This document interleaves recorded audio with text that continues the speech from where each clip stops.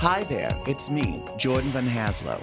Welcome to Jordan Van Haslo and Friends live on Hot 702.5 FM Las Vegas. Let's get on with the show. Hi, everybody, and welcome to another episode of Showtime with Jordan Van Haslo and Friends on Hot 702.5 FM Las Vegas. Today, I have another new friend. We actually have mutual friends, and I'm so glad he's able to join me today. He's a very, very talented actor who's been seen a lot actually recently. Most recently, actually, on the Netflix, right? The Queen's Gambit. Yep. I want to chat with you about that. I finally started watching it, and everyone's been telling me about it. I'm like halfway through, and it's like really, really riveting. But nevertheless, a big warm welcome to new friend Russell Lewis. Hi, Russell. Thank you, Jordan. How are you? You're back in Los Angeles, right? Yep. So back in LA, been locked down here since the beginning of this all. I did go to see my family for my grandmother passed away this last year, so I went home to made sure I went home for that. And then saw them for the holidays. But yeah, back in LA, back to lockdown, back to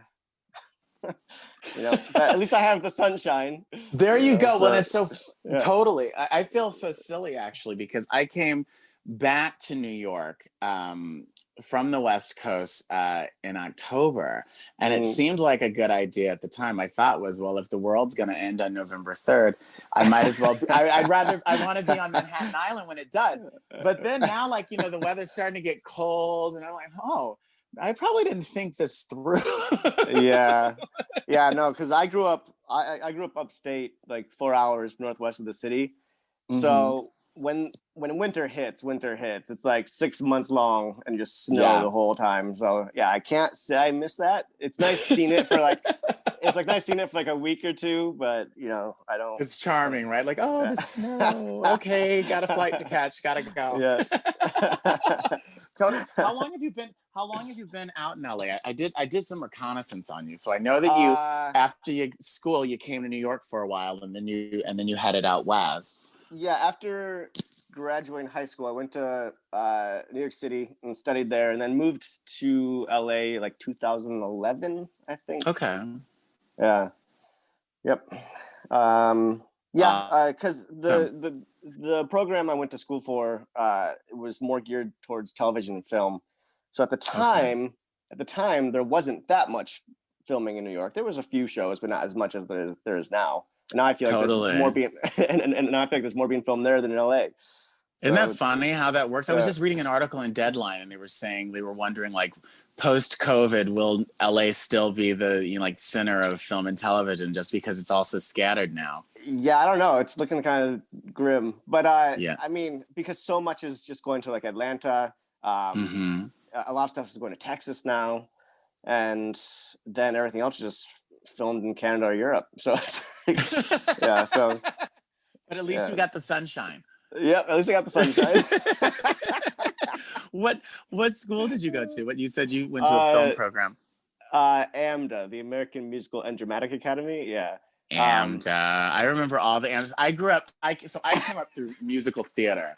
So when I first moved to New York, you'd always know those damn AMDA kids because they'd always have their books and they'd be vocalizing in the halls. It's like, AMDA kid. So I didn't go for the musical program, which is why we kind of. I said I'd play nice, but we call it Scamda because I know. I actually was thinking that, but I didn't want to say it. But they know because they started their the BFA program, because everyone I knew from like the people who like my contemporaries, it was only a 2-year program at the time. Like when I was coming to school. Yeah, as far as I know, same. When I was there, it was only a 2-year program, and they didn't even have the LA school yet. Which is why I think they let so many of us in. was to pay for the LA school, because looking back now, I'm like, how did I even get in? But whatever. But yeah, now they're offering like a BFA and I think even a master's to the LA school. Wow. So they've stepped up their game. And I mean, when I was going to New York again, like a lot of the resources went to the musical program. Rightfully so. It's what they were founded on and were known for.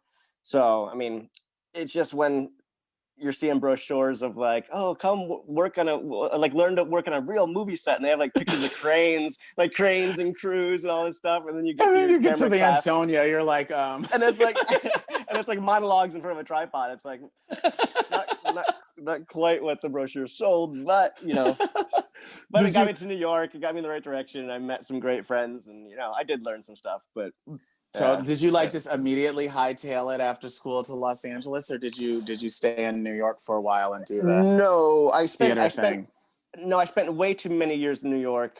Unfortunately, like just working too hard for nothing. I was working I was working like 5 days a week, the graveyard shift at cafeteria. Oh my God. Yeah. So we've definitely met before. I'm sure, probably. I was there 5 days a week from 1 a.m. till 8 in the morning. So I'm sure we've definitely met. But yeah, it was just like several years went by, and I literally wasn't doing anything. I wasn't doing anything career-wise. I was living a great life. I was having a lot of fun. We were living it up, but it came to the point where I was one day just like, this is not what I came here for. I'm like, I haven't been on it. And granted, the lifestyle with the work lifestyle made it very difficult because my last semester in school were evening classes. So okay. I'd go to class in the evening. I would just go straight to work. I'm like, oh, that's fine.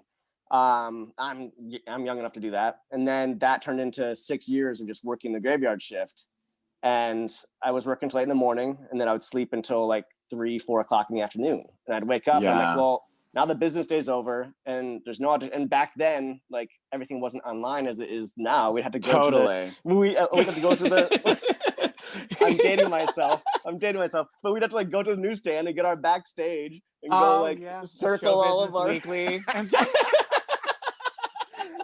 So by the time I woke up, I'm like, well, the mailman's gone. I can't send any headshots out today. And they're just like, I got to the point where I'm like, this is not what I came here for. So I had like a quarter life crisis. I'm like, you know what? I quit my job. I put in my 2 weeks notice, saved up as much money as I could, packed 2 bags and just left. And I was like living with my brother at the time. Well, two of my brothers actually. And I literally just told him just to throw everything away. I'm like, if I had boxes that I had never even unpacked when I moved into my apartment there, I'm like, you know what? I obviously don't need it. Just throw it all away. And I just like I really dumped everything in my life. I was like, that's actually really great. Yeah, because it's funny how we do like end up carrying all this like baggage, like figuratively and literally. And like, I mean, I can tell you like for years I had just stuff in storage that like, it's like, what the hell am I doing with it? I remember there was once a reality show. This is a while ago, like 10, 15 years ago. And it was like a show that was based on hoarders, and it had someone come to help them clean their house. And the whole premise was, so you're a hoarder, I come in, we send you away, we completely empty your house, but we put little tape around like outlines around everything, on the floors, on this.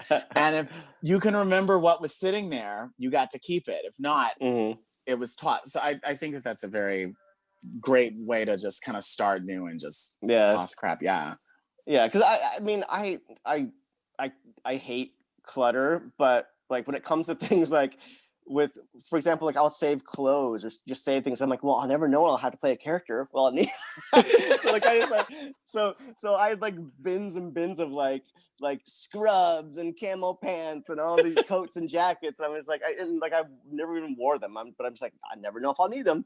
So I was like, just get rid of all that. I don't want to even look at it. Exactly. I'm like, I don't even want to see what's in there. If I see it, I'll be like, oh wait, no. So I'm like, just throw it all away. I don't even want to know what it is. But right, get all sentimental about it. Yeah. But now, was New York coming from New York and like really like kind of like working like working like crazy and working, was LA kind of like a fresh of breath air? Because I know that when I went to LA, granted I was a lot older and like just what brought me out there was a little different, but I just remember thinking like, oh wow, why, like this is easy, why doesn't everybody do this? Like there's less of a grind, if that makes sense. Well, and I'll mention that too, because I was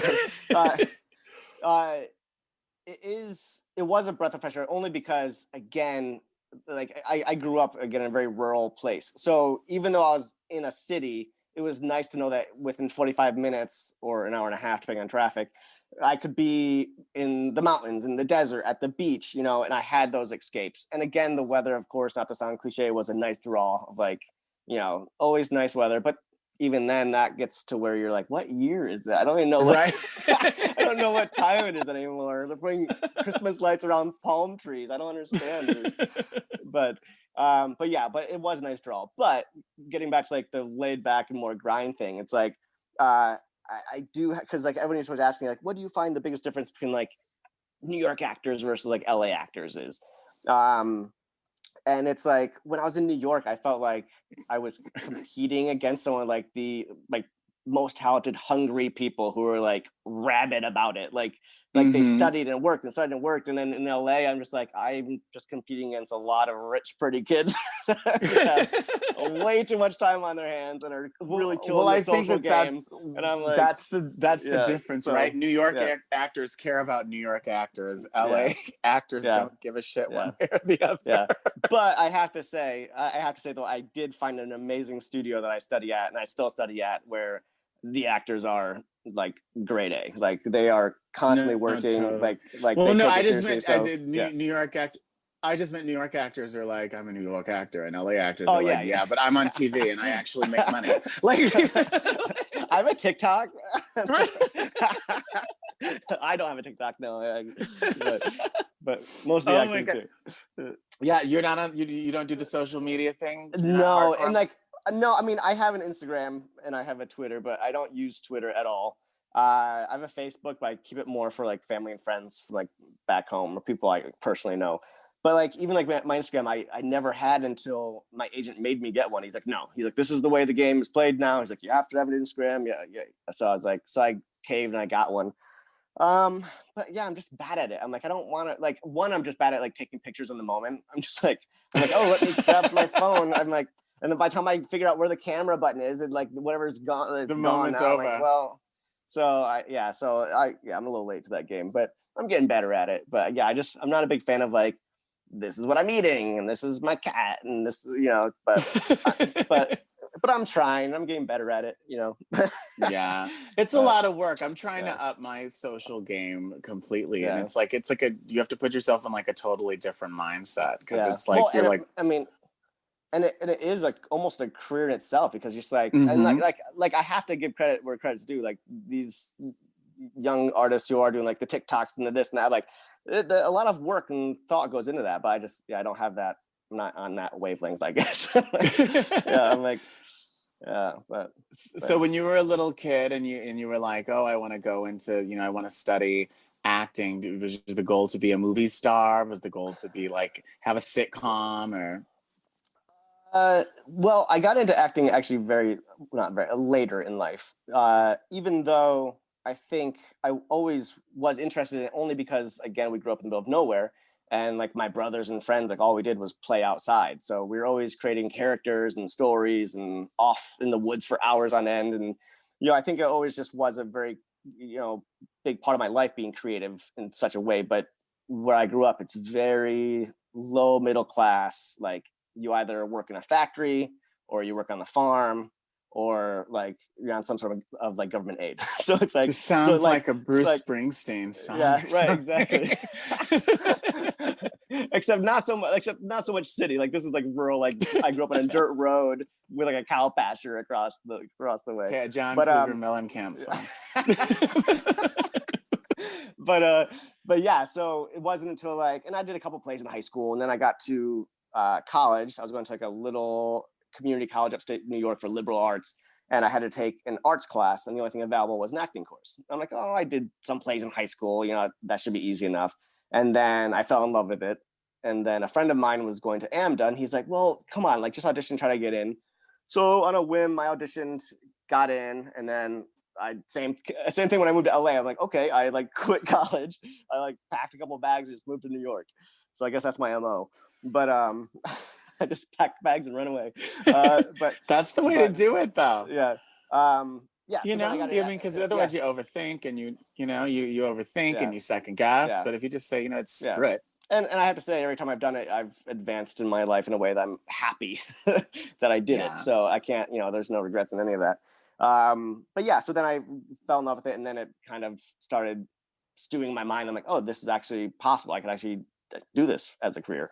So yeah, so all that kind of came later, but yeah. Yeah. Was theater ever on the agenda, or like once you got out of AMD, you're like, okay, take me to Hollywood? Yeah, I did some theater in New York, but again, like having to work the way I did, it's just too hard to take off time to not be paid to do theater. That makes sense.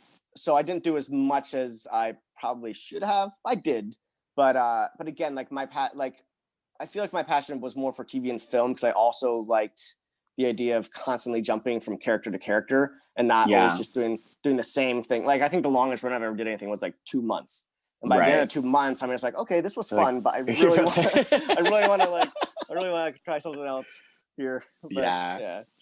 What was the first role that you had that like got you so excited, where you're like, oh crap, I'm doing this?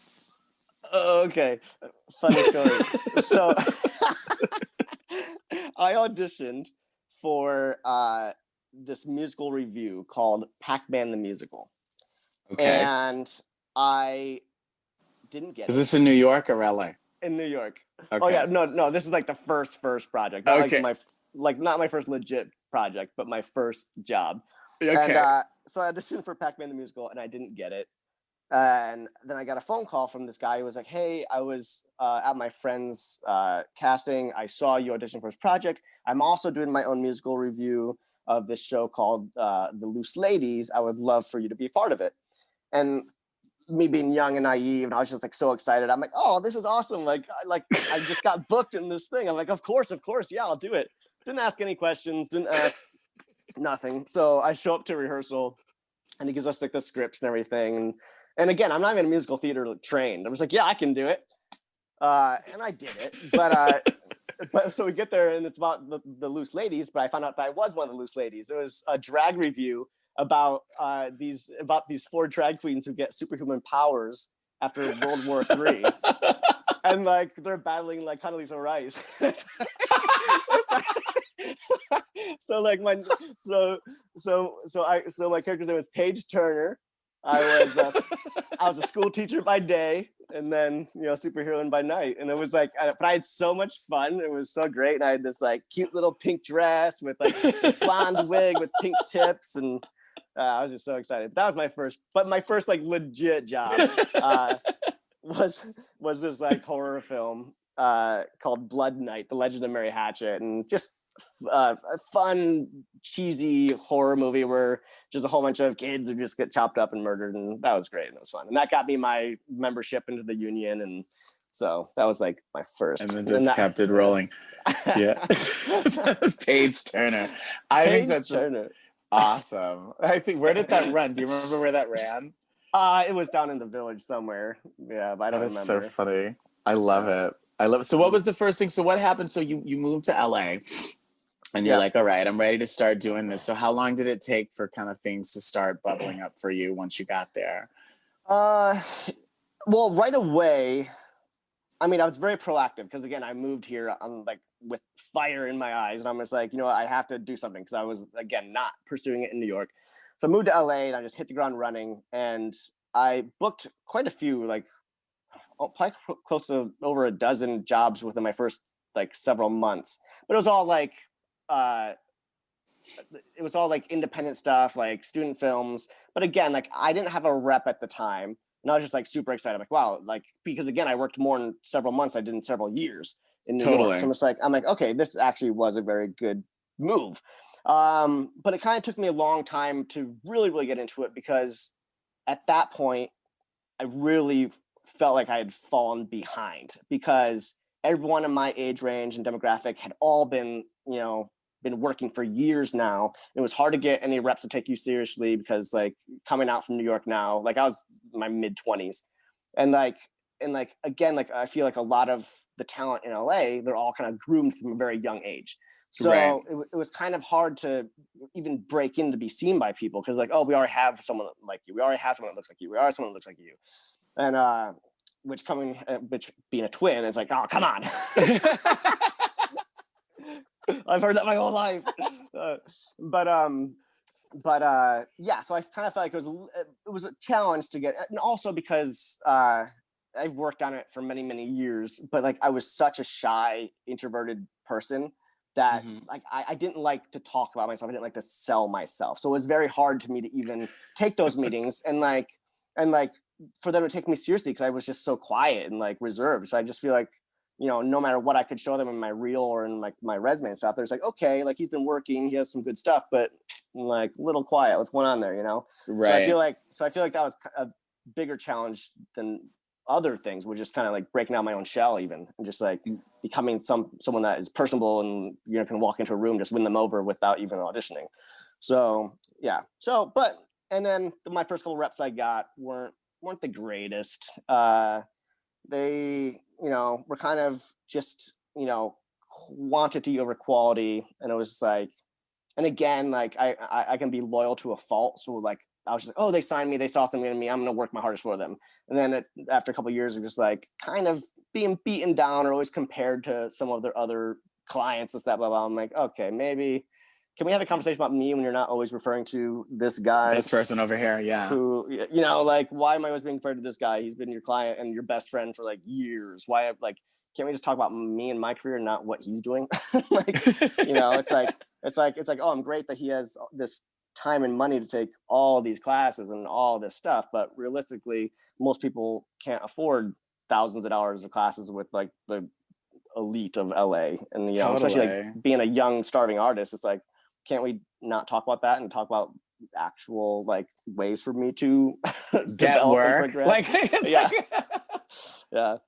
But it took a few years. But now I have some amazing reps. I'm very happy, and they're working really well for me, and we're in a good place. So yeah. It so seems so what in a perfect world would be like the next ideal thing for you? Like you seem like you've created this really great career as like this, as like a journeyman, like taking a yeah. role, new show. Like what would you love to do in a perfect world? Like, okay, we snap our fingers and like here it is. I am a big sci-fi sort of post-apocalyptic, nerd. So I'm still vague. I still tell my reps all the time. I'm like, if you see anything right for me in any of the Walking Dead shows, I'm like, get me on them. I want to be on one of those shows so bad. Yeah, but I think just because I played a lot of character roles, a lot of supporting roles, and that's great because again, like I love kind of jumping from character to character, story to story. But I wouldn't mind having something with a little more depth, also with something. I play a lot of bad guys. Like I'm always playing like bullies or the guy next door who you'd never think is the murderer and all this stuff. And that's all fun and stuff. But I would like to also play like do a film or something that actually has some sort of like poignant message to it, or like something that's uplifting, or I've done a little bit of comedy here and there, but I think it'd be great to do a sitcom as well, just to like make people laugh, for once and not like be creeped out or like, but Totally. So bring a little joy to the world. how are things now? Because I know things were kind of going back into production, and then some things like stopped production. Yeah, they're all back. No, they're not all back. They're all back on hold. Right. Yeah, they like we were told everything was opening up the like first couple weeks of January, and then now because everything is spiking again, they're like, nope, everything's on hold. So a few things that I think were in production are cautiously still moving forward, but I think everything else that was kind of like slated to start has postponed until next completely month. Yeah. So how have you? So with all of this additional free time on your hands, right? It's kind of like being back in New York again. There's you can't audition, you can't like. What have you been doing? Like, what have you been doing? How have you spent this year of pandemic? Has it been in quiet reflection? Has it been no, I there's a lot of but no, I think I have been meditating more, but I was taking some acting classes again. I found a great studio I work at, so I was still continuing to study there. I took some classes earlier in the year with some techniques that I was working on in New York that I haven't been working on in a while. So I got back in touch with my instructor there. It's called alba emoting. It's a pretty cool technique based in neuroscience. which is Okay. a fun way to approach acting. What's it called? What'd you say? Albi emoting? Alba emoting, ALBA. Yeah. Okay. It was created. There was Susanna Block, Dr. Susanna Block. She was a psychologist studying emotions in first birds and primates, and Okay. then she progressed to the study of emotions in humans. And when doing the studies and all the stress tests and everything, they want to use what they refer to as naive subjects. And the most naive subjects. Let's hire an actor. Well, exactly. Well, because in the scenario, the most naive subject would be children. But because it's unethical to like do stress tests and research on children, the next best thing was actors. So they used actors. And then the actors just found it so beneficial that they ended up working with Dr. Susan Block, and they created this acting technique out of it. So it's basically about like training your body to realize and focus on the different stimuli, from your breathing patterns to your facial expressions to your body posture. And then you basically, because every human shares the same traits. Right. And so it's training your body basically to realize, once you put in a certain few tweaks to like, oh, I'm going to do this with my eyes, I'm going to do this with my posture, I'm going to do this breath, it like your body's like, oh, I know what you want to do. And it just helps you kind of kickstart. So you're not thinking of like, oh, my dog being hit by a car, I have to be sad, I have to be sad. And like, so yeah. So it's a cool technique to work with and study, because that's fascinating. Yeah. I've never heard of that. How did you come to that? I was part of a theater company called Polaris North in New York City, and my instructor, she was a member there. So she saw me working there and was like, hey, I'd really like to work with you. I think you're doing some great work. I think this would really be beneficial to you. That's cool. Yeah. So I'll check it out. I'll check that out. So you've been working. Okay. So you've been continuing to further hone your craft as we wait for something to happen. Yeah. I've been doing a lot of yoga, a lot of push-ups in my bedroom. Just kind of, but I did sneak away to the beach a few times, which was nice, because I don't think I know. I was at the beach more this year than I have in the last 9 years of being in LA. I'm like, wow, see, this is why I moved here. This is why I moved here, to be at the beach. And now I'm here. But it was also nice because it was so empty. I'm like, oh, you can actually enjoy the beach and not have to worry about. That is like one of, I think, one of the silver linings, I guess, out of everything that's going on, is that there is just more space and less people, and you can kind of, because even like I said, I was like really shocked when I came back to New York how just empty it is, like because there's no like there's no bars open, right? So the bodegas don't stay open 24 hours anymore, and like literally at like midnight the streets are just dead, and it's a little creepy in that post-apocalyptic way, but at the same time it's kind of like I was like walking down the street. I had a little insomnia, and I called a friend, and I was just kind of like walking around. I live on the Upper East Side, just walking up and down the street, and it was just so cool, peaceful. It felt almost like being on like a back lot or something. So I think that is a silver lining to come out of this. It was similar because I live like literally right off of Hollywood Boulevard, and the first few months when we were probably old neighbors. I used to live in Whitley Heights, so like Quanger and Franklin. So I live on Franklin and Sycamore. So you have neighbors. So the first few months when we were like in like the first official lockdown, when people were actually still taking it seriously and they were staying inside, like I would walk down the street down Hollywood Boulevard, and you literally wouldn't be a person in sight except for like a couple homeless people. And it was like so surreal. It's like, whoa, like, and like, again, like people had like boarded up their shop windows, and it was just like, it was so strange. And I remember there was just one homeless guy. He was just in the middle of the street, just cheering and yelling. And I was just like, I just wonder what's going on in his head. Like, I'm like, cause like, does he think that like they won the battle? Does he think that aliens came and took everyone? I'm like, I wonder what's going through his head, of like, there's really no one around but him. But that's also progressed into a very bad situation, because now it's just like the homeless situation in LA is just off the charts. My goodness. I know.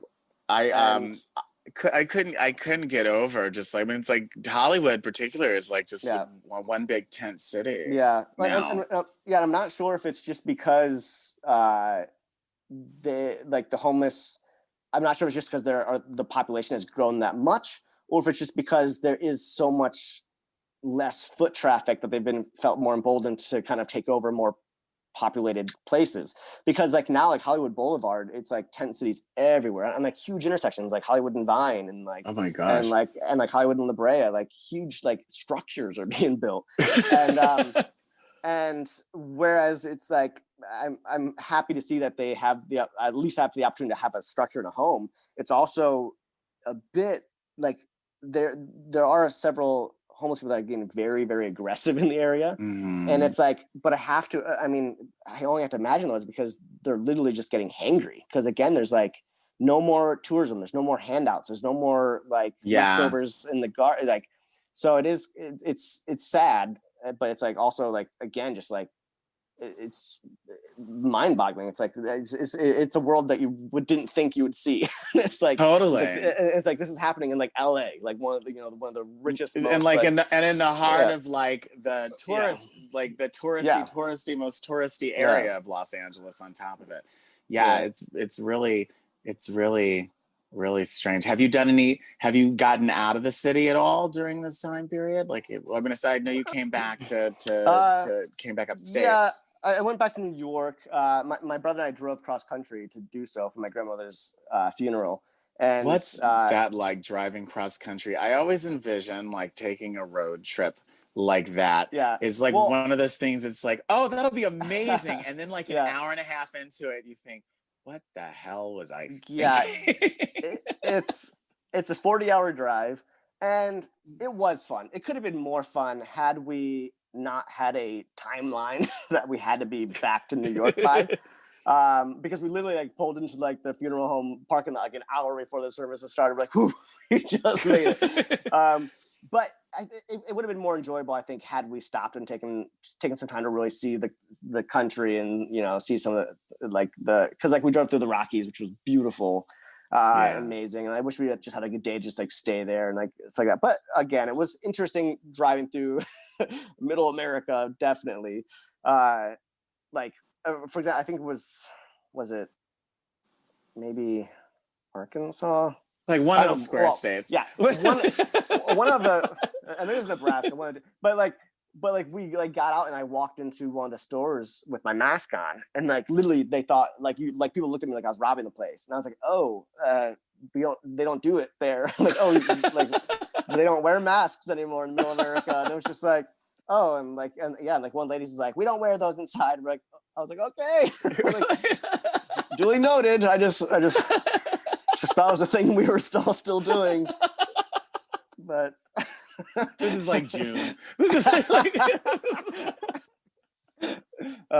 but other than those two trips home, no, I've been staying mostly confined to my living space. But I mean, getting out. I live like 5 minutes from Runyon Canyon, so I've been, so I hike, and again, I was going to the beach and stuff. But and that's the cool thing about Los Angeles is that it's a city, but you have all of these. You have the mountains, you can go hiking, you have the water, so you can kind of almost take these little divergent trips within the city to kind of get out of the like, oh my God, I live in the heart of Hollywood. Get me out of here. Yeah, and it's nice because now there's no traffic. What used to take an hour and a half to drive 13 miles to the beach now it takes like 45 minutes. So totally. Have you been able to use this time to kind of like reconnect with folks? Because I've been finding that it's really weird in the sense that I feel like I've been on like one never-ending Zoom call since March. But like, I also feel like they don't have the same impact as like, oh, let's grab a coffee and catch up, or let's grab a drink. And definitely in the beginning, I was definitely on Zoom like almost every hour of the day, and it was nice because again, I was talking to family and friends that I guess selfishly never had the time to reach out to, and you know, like no one should ever say, I don't have the time, when you can take 2 minutes just like, hey, how are you? But You just yeah, don't like them, admit it. Like you're like, no, I have the time. I just don't want to talk to you. These are dire times, and you know, this may be your last time speaking to me. But yeah, so I was doing a lot of Zoom, and again, we were having a lot of happy hours, and it was great because I was having the opportunity to reconnect with a lot of people, especially friends and stuff from the East Coast. But after a while, I was going crazy, like just looking at a screen all day and just like little squares, and again, yeah, it's nice to connect, but it's just there is this like sort of like disconnect of like, it just doesn't feel like a real connection. And I think, you know, it's just, and again, it's amazing that we live in an age where we have this technology, but at the same time, it's never going to replace having that like face to face, like seeing someone and like feeling their energy and like really just having that moment in time with them. But again, it's at least a good second best. But yeah, I'm not doing nearly as much as I was, because again, I was just like, my eyes were hurting. I was getting headaches. I was like, oh man, because I was doing acting classes on Zoom, and I was doing this on Zoom, and I was taking, and then I was taking some American Sign Language classes on Zoom, and I was just like, I'm just gonna do everything I can. And after a while, I was just like, yeah, I can't look at a screen anymore. I have to like just gaze out my window.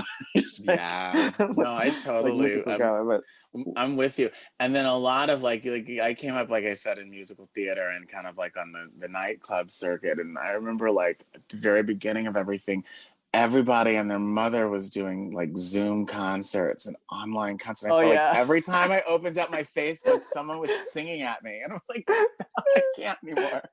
Like, yeah, exactly. Like I was being, I was being invited to so many like, watch our stage reading of this and that and blah blah blah, and I'm like, I didn't go to see you when you were live. Soon. You're crazy. But just sit here and watch you on Zoom. Totally. For like $20 and for like $15 and $20. It's like, no. That's amazing. Oh my God, you're a man of my own heart. I want to talk about, so you have a twin brother. That time is fascinating. So you mentioned you have others. So how many siblings do you have in total? So there's 4 boys. So I have an older brother, and then the 2 twins are in the middle, and then I have a younger brother. Got it. Are you the younger or the older of the twins? We think the younger. There was a little mishap when Dad swore he could give us a bath at the same time and keep us straight, but he got a little confused. But him and Mom swear. Oh my God! So you've been your brother this whole time? Imagine, maybe, I guess. I find this one thing fascinating. I have so many questions about it, only because I'm an only child. Mm-hmm. So the idea of just siblings in general and how they, interact with each other, and how you find, like, I find my friends with siblings, they're 50 and like they still will get into an argument with their sibling, and all of a sudden it's like they're 10 and 11 again. So the whole idea of like having a sibling in general is just totally outside of my comprehension. And so the idea of like being a twin seems even more fascinating, because I would imagine it's like whatever that sibling relationship is, but like on steroids. Yeah, we were close growing up. We went through some like rough years in our like teens and early 20s where we weren't that close. We didn't really get along the greatest. But again, partly because we grew up in such a small town, we were like always fighting for the attention. Like we're always like, we had like 6 friends to share between the 2 of us. So we're like, no, they're my friends today. And like our friends would literally like switch on and off every week. Like, okay, we'll hang out with Russ this week, we'll hang out with Matt this week. But yeah, so we weren't as close as a lot of twins are. Now we are. We've patched it up, and we're friends now, and they pay us to get to like get along. That helps, right? So, yeah. So yeah, I guess we could be in the same room. We go play whatever, Netflix, sure. But now we get along. But again, like we didn't have that sort of like storybook twin relationship. Like, was that as a result of just kind of like wanting to try to forge your own identities, or was it just you guys are just kind of different people and you guys didn't really just jibe? I think partly. We definitely have like the same interests and the same hobbies, but I just think, yeah, like personality wise, like we were both kind of independent enough to where like we're like, like I'm kind of sick of you. I want to, branch off and do my own thing. And we kind of did that because when I moved to New York City, he didn't come down for a few years after I moved to New York. And the same thing, I moved to LA, and then a couple years later, he moved to LA. So like we weren't like those people that were like inseparable. But yeah, but we've stayed close after the years, and again, now we get along. And my other brothers and I were all very close, and we're very fortunate to have a really good sort of family relationship all around. So yeah, are they still upstate, or do they live in other parts of the country? My younger brother is back upstate. He's a chef. So he was in New York City for a while, but then again, just was getting on a chef salary. It's just like you can't really afford New York City unless you have like 10 roommates. Or own 10 restaurants, one or the other, right? and then my older brother moved to Vermont last year because he got married. So he moved out there with his wife. But that's like a 6-hour drive from where we are, so it's not bad. So we're all still close enough. But. So how did the you and your brother Matt working together happen? Was he also pursuing acting, or did you kind of say like, oh wait, I saw this casting call, that's what, put this shirt on and come with me? Yeah. Well, he got into it a few years after I did. He was pursuing like the modeling route in New York City. And I was doing acting, and he saw how much fun I was having doing it and everything. So he got more and more interested, started taking private classes in New York. And then in LA, we moved to LA. And we did all of our work that we did up to a few years ago.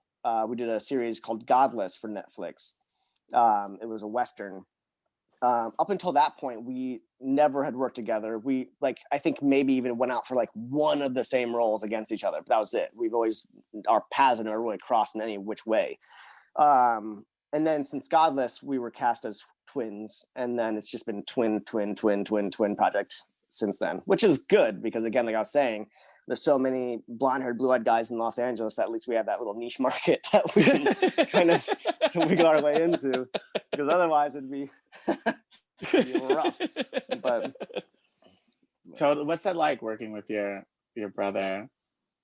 Again, now it's great. Now that we get along, it's like we've been very fortunate with like Godless. We've got to go to New Mexico for 3.5 months to film.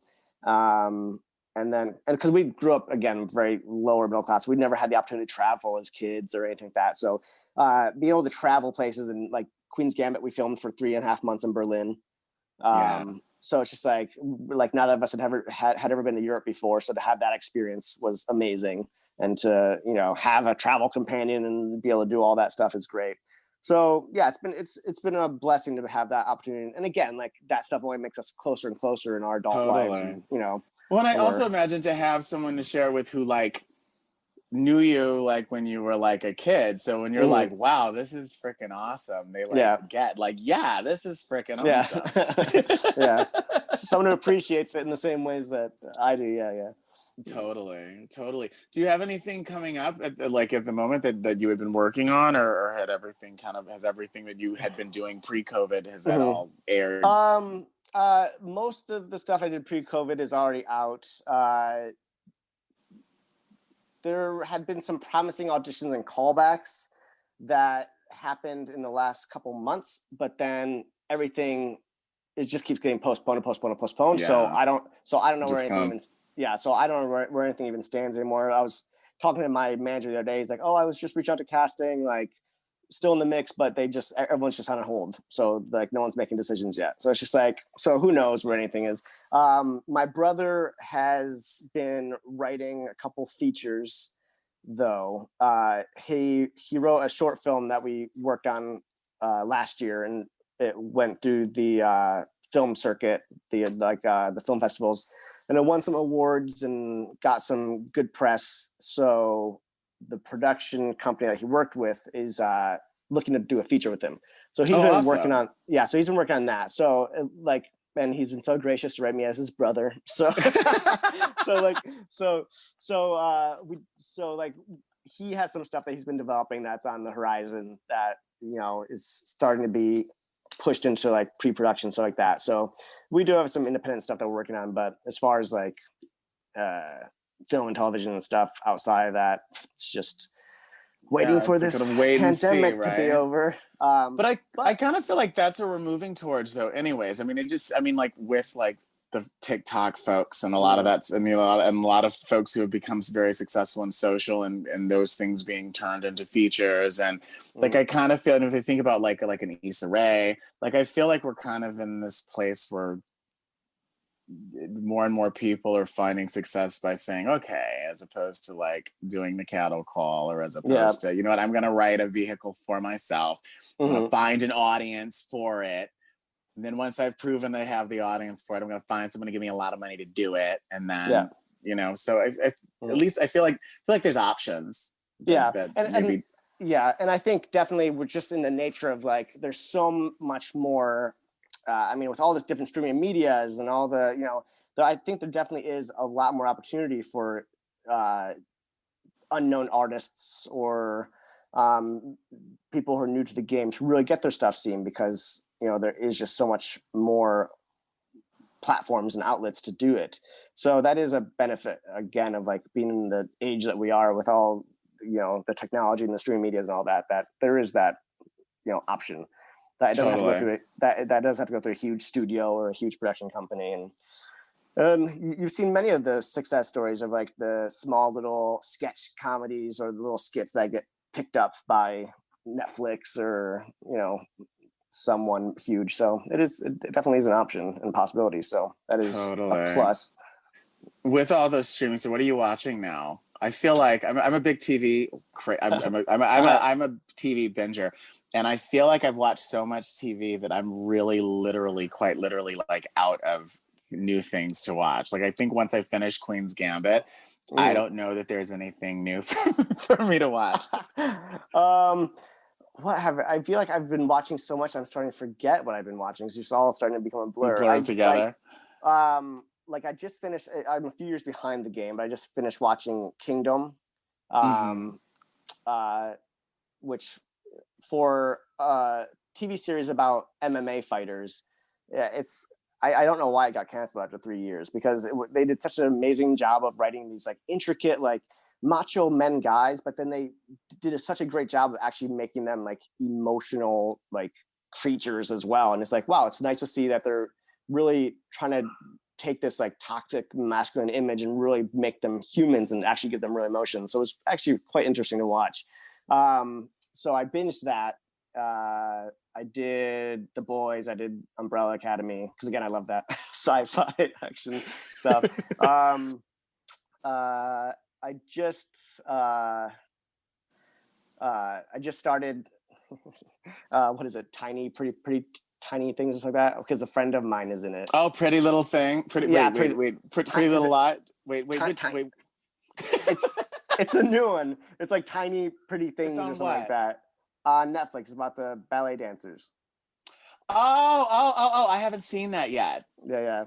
I know what you did. Tiny little things. I think. Tiny little things are tiny pretty. Yeah, something like that. But I started watching it last night. I watched the first couple episodes because the guy at the Mac Studios in it. And then let's see.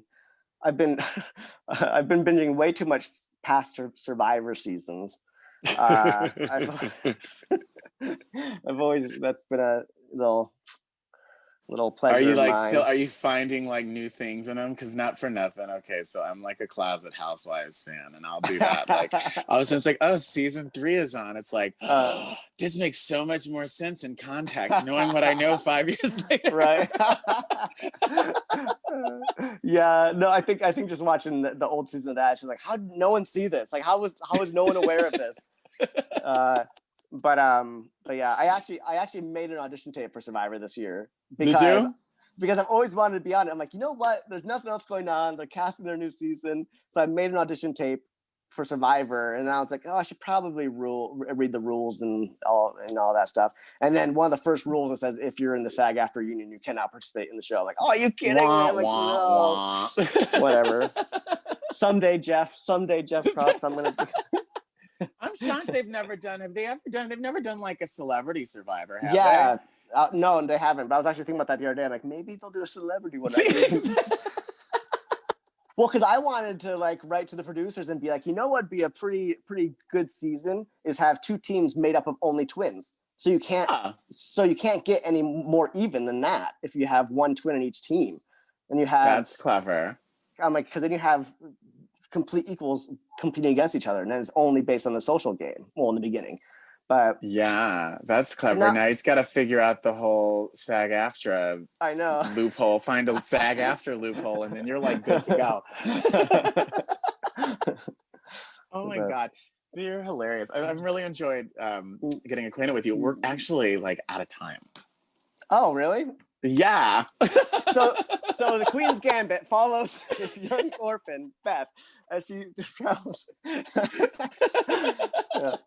Oh my God. But yeah, no, everyone they have to watch Queen's Gambit. Well, first of all, apparently I feel like I'm the only person who hasn't completed it because everyone I know has been watching it. And hold on a second. Everyone I know has been watching it. And wasn't it like the number one? I feel like it was like their number one trending show for like a really, really, really long period of time. It was number one for I think over a month. That's like insane. Yeah, which is unheard of. And it stayed in the top 10 for over 2 months. And it was number one in I think 64 or 68 countries. Wow. So then, like you're like Hasselhoff, you're big in Germany. Right? It's actually funny. When I was in Germany, they had Hasselhoff posters like all over the place. I'm like, what is this? Like just like street art, like people putting up like posters on the walls. I'm like, what?